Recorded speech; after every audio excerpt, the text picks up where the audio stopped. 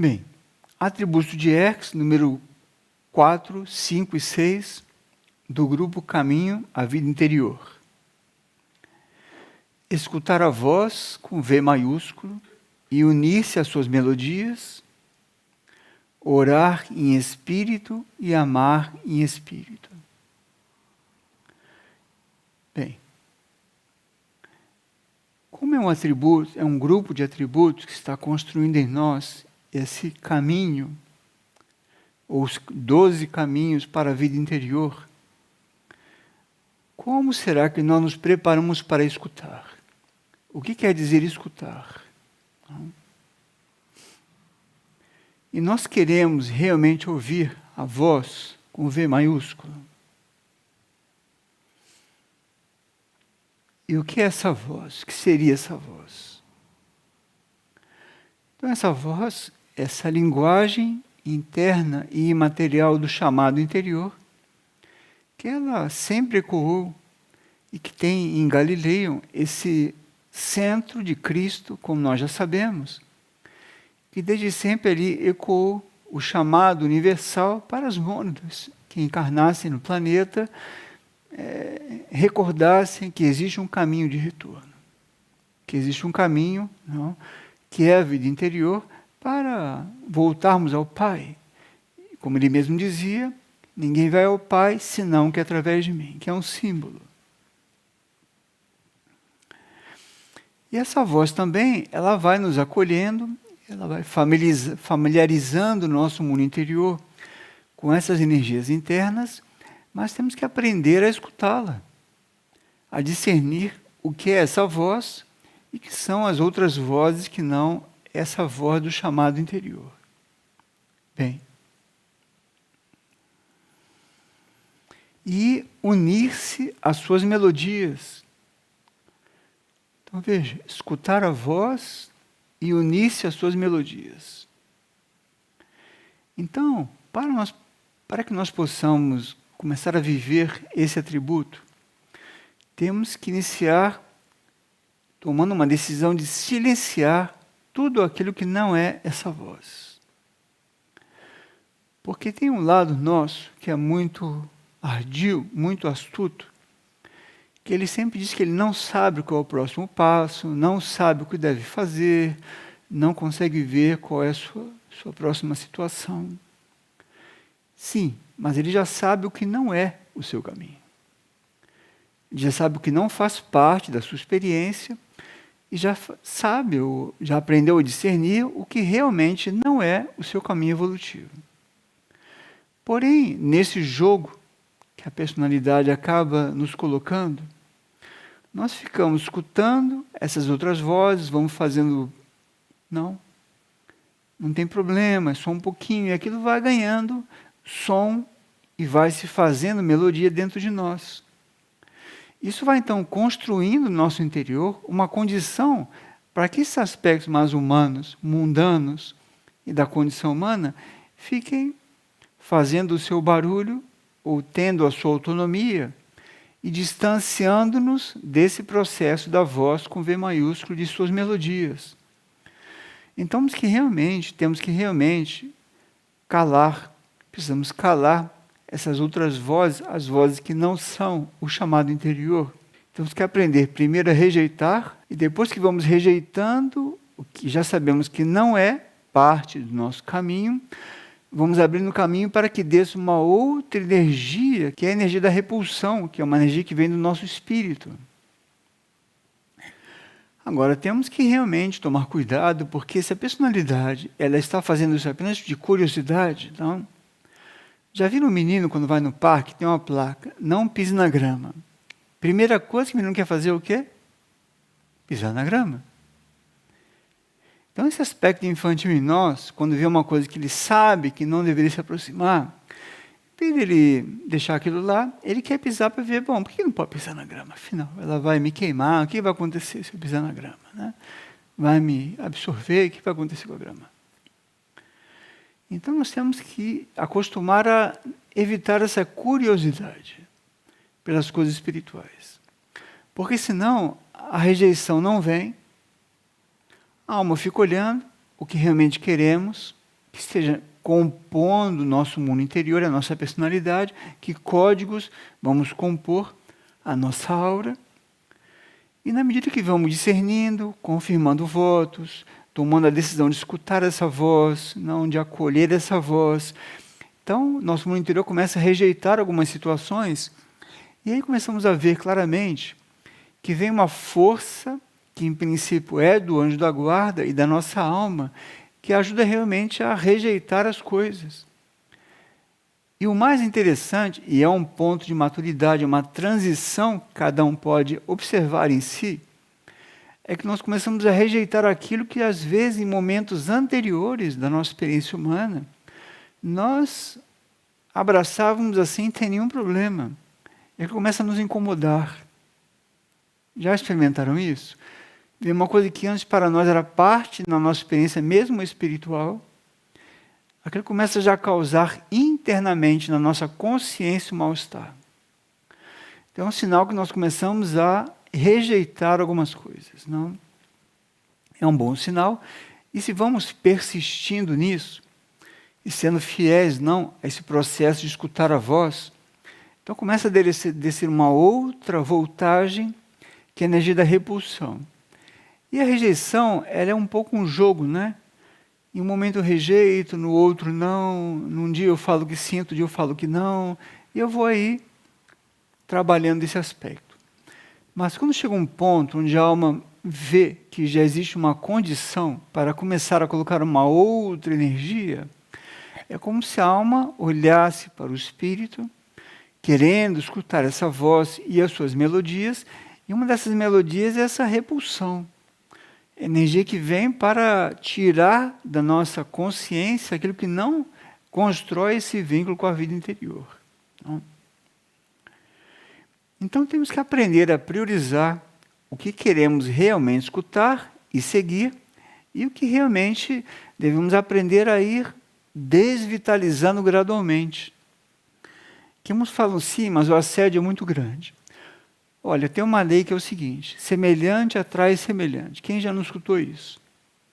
Então, algo em nós atrai aquilo.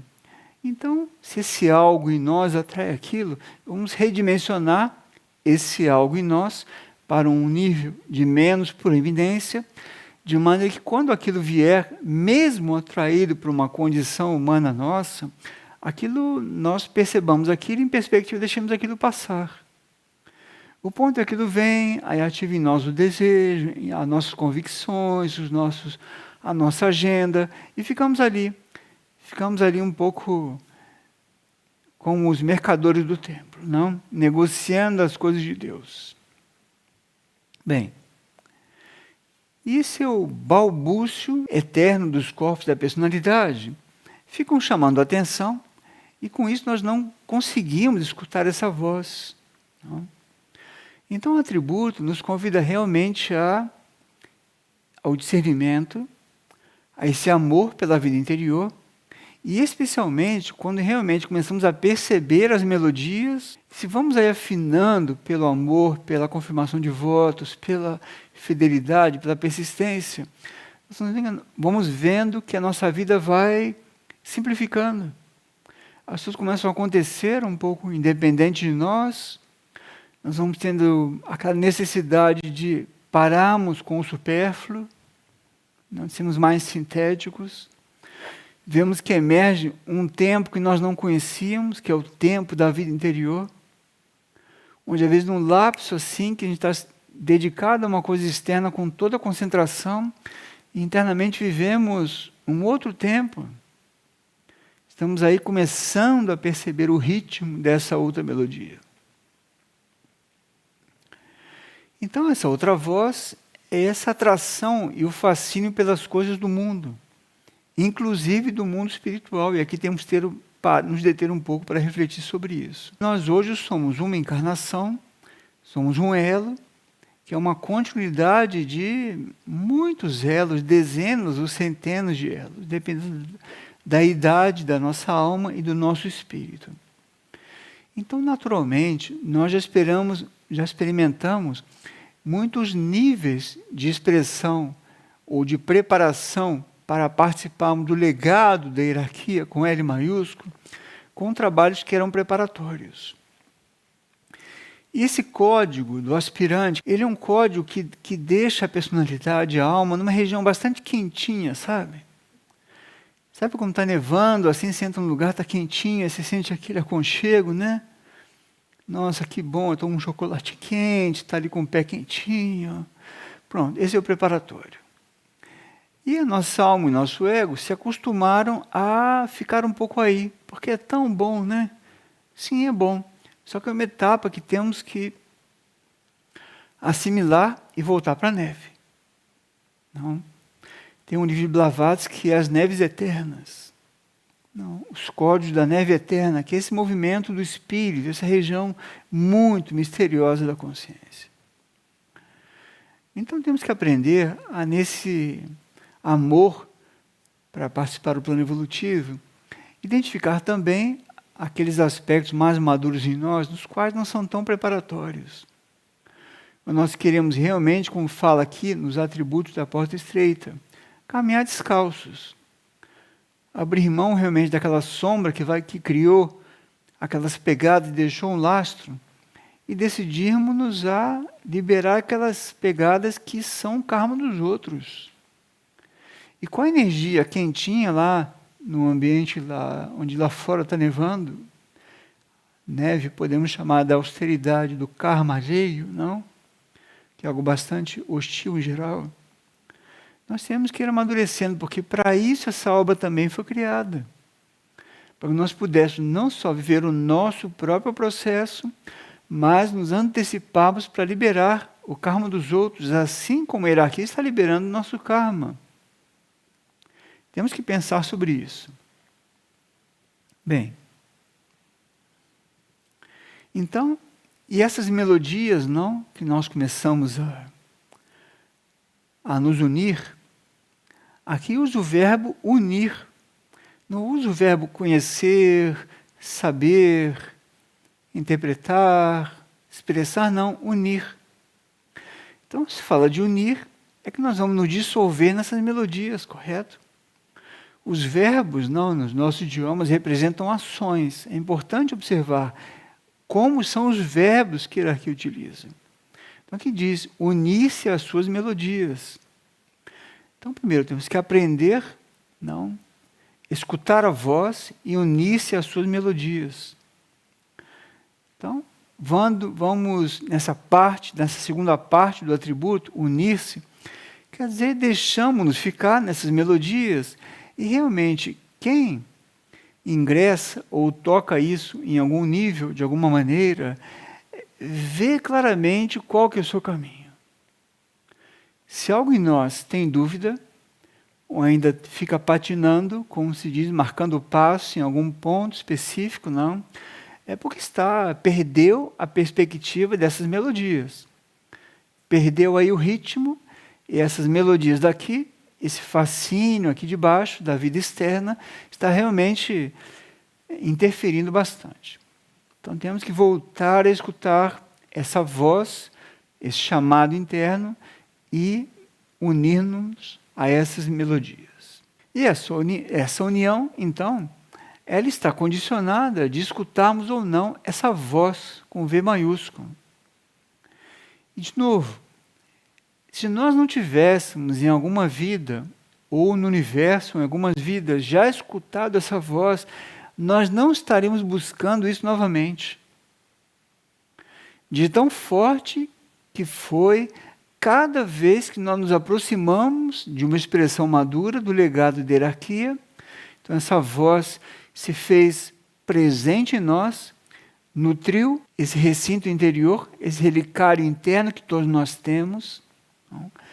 Isso foi tão forte que esse chamado aí nos atrai com muita potência. E hoje cada um de nós precisa continuar definindo qual é a sua prioridade.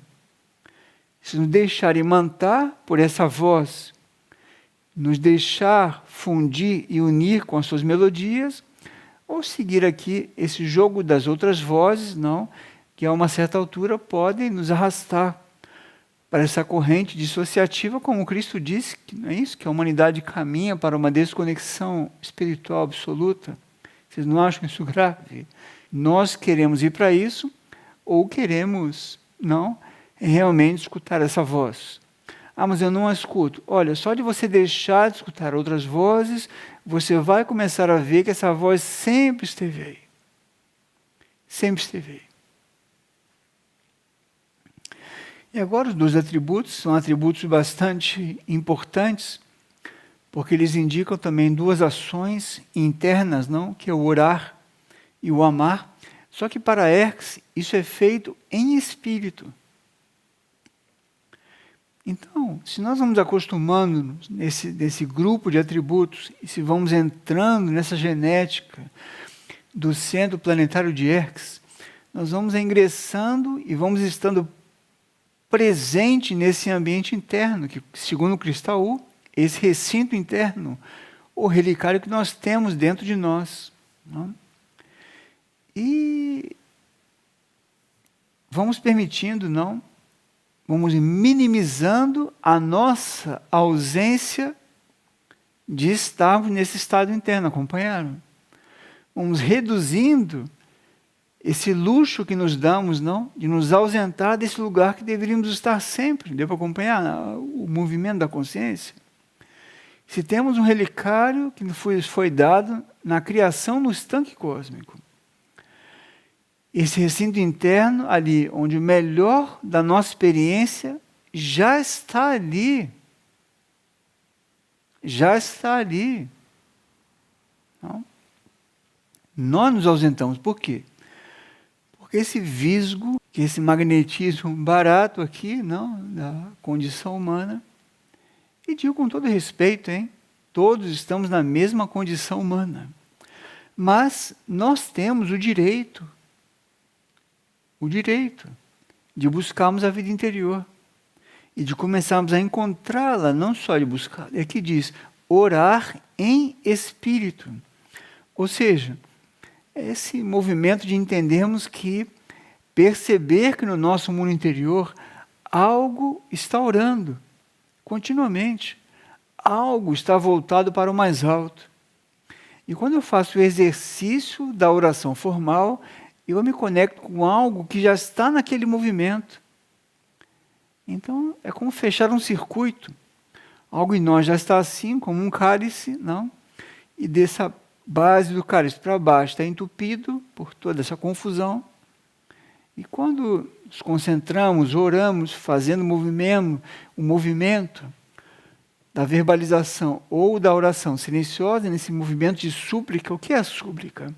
É nós humildemente reconhecemos que existe um poder maior do que o poder humano. Isso é suplicar. Não é um gesto emotivo de súplica. É nós sabermos, estamos convictos que existem estados de consciência superiores a nós. Então suplicamos, não invocamos, pedimos que isso haja, não, que isso atue. Oferecemos nosso canal para que isso viva em nós. Mas isso tem que começar a acontecer em espírito. Porque é o espírito que tem esse princípio da aderência, que pode aderir e assimilar esse código. E quando vamos orando em espírito, isso começa então gradualmente, se rejeitamos e se repelimos, isso começa gradualmente a criar uma estabilidade com o nosso canal orante externo também. E muitos dizem, sim, mas eu oro e não sinto nada, não acontece nada. É porque talvez você esteja com alguma expectativa de que isso vá traduzir-se em algum resultado. Por isso que sempre foi dito nas disciplinas antigas, ore sem expectativa. Faça a sua prática sem nenhuma expectativa de chegar em lugar nenhum, de ver nada, de conhecer nada. É o contrário. É um livro que existe, inclusive, intitulado A Nuvem do Não Saber. É você ir para o desconhecido e ali, quanto mais você ingressa nessa dimensão e nessa sintonia, mais seguro internamente você se encontra. Paradoxal que pareça. Então, orar em espírito é quando nós percebemos que há algo em nós está voltado para o mais alto, sem nenhuma expectativa, sem nenhuma ambição, sem esperar nada. Por isso também que muitos não conseguem ficar em Erques. Que ele tem aquela região remota, não silenciosa, tudo aquilo ali, e aquilo começa a fazer pressão, né? Internamente fazer pressão, e começa a atrair a consciência para um outro ponto, para a vida interior. E se o indivíduo consciente ele insiste em não aderir à vida interior, ele começa a experimentar uma espécie de uma dissociação. Não? Isso é uma interpretação da consciência humana. Erques tem muitos templos. Os templos internos de Erques. Salomão falava muito no templo da esfera, não? Então, nesse templo, nossos espíritos se reúnem para estar nesse estado orante, orar em espírito, para vigiar, não, esse novo ciclo também que Erques representa. Então, o que equivale a esse orar em espírito, que ajuda para que a nossa consciência humana se alinhe com isso, é nós estarmos aqui nessa atitude de não esperar nada, de não direcionarmos nada com a nossa oração, estamos apenas aí buscando perceber e aspirando, por que não, pedindo que o nosso próprio mundo interior nos instrua na sua linguagem, com a sua linhagem, com seus raios, com a sua experiência anterior, com tudo. Porque é isso que ele está esperando para poder incluir-nos nisso. Mas nós não queremos nos identificar mais com isso. E queremos nos identificar mais com a nossa personalidade, isso não pode acontecer, me explico? Porque são identidades muito distintas. Segundo Erques, precisamos aprender a amar em espírito, que é aprender a sentir essa presença e essa inclusão interior na perspectiva espiritual. Que nós vemos que nós nos sentimos ali presentes, continuamos percebendo a nossa individualidade, porque segundo o livro de Erques, a nossa individualidade é preservada, só que é uma outra concepção de individualidade, não tem o mesmo sentido de separatividade como temos aqui. É um outro grau de indivíduo. Então, aprender a sentir essa presença, o nosso próprio ser no outro plano, está ali amando, incluindo, ele está incluído, está vivendo ali. Isso traz uma liberdade de espírito, segundo Erques, que precisamos conhecer. Não? Enquanto não amamos em espírito, nós podemos estar eventualmente ainda um pouco também fascinados ou presos, não, em outros tipos de amores e parâmetros dos planos intermediários, porque é a única referência que nós temos. Então ficamos presos nisso, não? Ou no amor humano, mesmo no amor devocional, ou no amor a um ideal, ou o que seja, porque é um caminho para esse amor superior. Mas temos que lembrar que é um caminho, é uma trajetória para chegar em algo um pouco mais realmente uma característica espiritual. Agora, para isso, nós temos que aprender a estar ali. Temos simplesmente aprender a estar ali e saber que tudo e todos também estão ali, nesse plano espiritual, monádico, que é algo bastante misterioso para nós. Não? Quando a instrução começou a mencionar mônada, na década de 80, era uma continuidade de algumas pinceladas que o tibetano havia feito anteriormente ao mencionar mônada aqui e ali. Blavatsky mencionou aqui e ali, não? Em Isis Sem Véu, ela mencionava a mônada. Então, vê essa instrução plenamente, a apresentação do campo das mônadas no livro de Erques e Sinais de Contato, que era essa abertura, não, do centro planetário para trabalhar o nosso mundo espiritual. Então, de novo, temos que aprender a estar ali, a amar em espírito, estamos ali nessa atitude de profunda convicção de que somos parte de algo mais amplo e precisamos da disciplina interior para esse grau, não, de amar em espírito, para irmos disciplinando as emoções, as tendências mentais, os apegos, para um dia chegarmos nesse amor em espírito, não? E essa disciplina do amor, se é que podemos chamar isso dessa maneira, é deixar-se de ser em um plano desconhecido. E, paradoxalmente, quando amamos em espírito, nos sentimos profundamente seguros, à vontade, porque começamos a aprender a identificar essa voz e perceber que nessas melodias, não, nesse amar em espírito também, nós estamos dentro disso. Nos sentimos parte disso. Ninguém está nos explicando nada, ninguém está nos indicando nada, nós somos parte disso. Estamos amando em espírito, não?